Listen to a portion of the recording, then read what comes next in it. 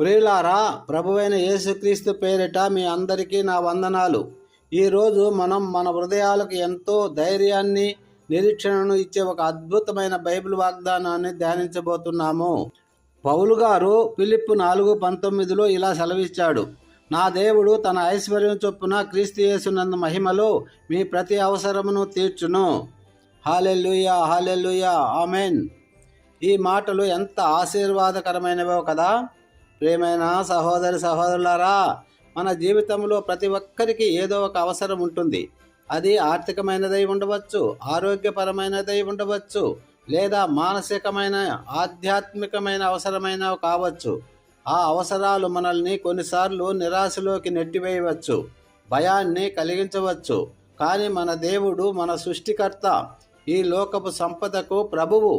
ఆయన తన అపరిమితమైన ఐశ్వర్యం చొప్పున మన ప్రతి అవసరాన్ని తీరుస్తానని ఇక్కడ వాగ్దానం చేస్తున్నాడు. హల్లెలూయా, ఆమేన్. ఈ వాక్యము కేవలము ఒక ఖాళీ హామీ కాదు. దానికి వెనుక దేవుని అచంచలమైన విశ్వసనీయత, ఆయన గొప్ప ప్రేమ ఉన్నాయి. మనం బైబిల్ చూస్తే దేవుడు తన ప్రజల అవసరాలు ఎలా తీర్చాడో ఎన్నో ఉదాహరణలు ఉన్నాయి మిత్రమా. అరణ్యములో 40 సంవత్సరాలు ఇజ్రాయేలులకు మన్నాను కురిపించి వారి వస్త్రాలు పాతబడకుండా, వారి పాదాలు వాపు రాకుండా కాపాడిన దేవుడు మన దేవుడు. నిర్గమకాండము 16:4. ఆయన కేవలము ఆహారం, వస్త్రాలే కాదు, వారికి ఆత్మీయ అవసరాలను కూడా తీర్చాడు. చీకటిలో మేఘస్తంభముల, రాత్రి అగ్నిస్తంభముల నడిపించి వారిని సురక్షితంగా గమ్యానికి చేర్చాడు. హల్లెలూయా.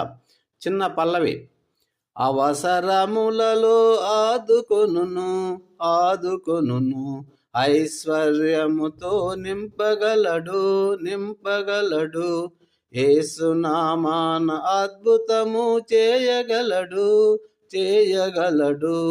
మన దేవుడు మన ప్రతి అవసరమును తీర్చగలడు, తీర్చగలడు. హల్లెలూయా, ఆమేన్.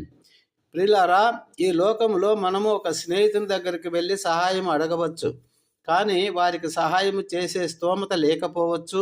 ఒకవేళ ఉన్నా వారి మనసు మారవచ్చు.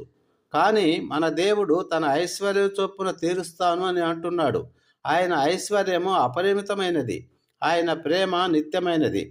దీనికి ఒక చిన్న ఉపమానం చూడండి. ఒక చిన్న పక్షి ఉంది. అది రేపటి గురించి ఆలోచించదు. ఈరోజు దానికి కావలసిన ఆహారం ఎక్కడి నుండి వస్తుందో అని కంగారు కూడా పడదు. అది కేవలము దేవునిపై ఆధారపడుతుంది. దేవుడు ఆ పక్షికి ఆహారాన్ని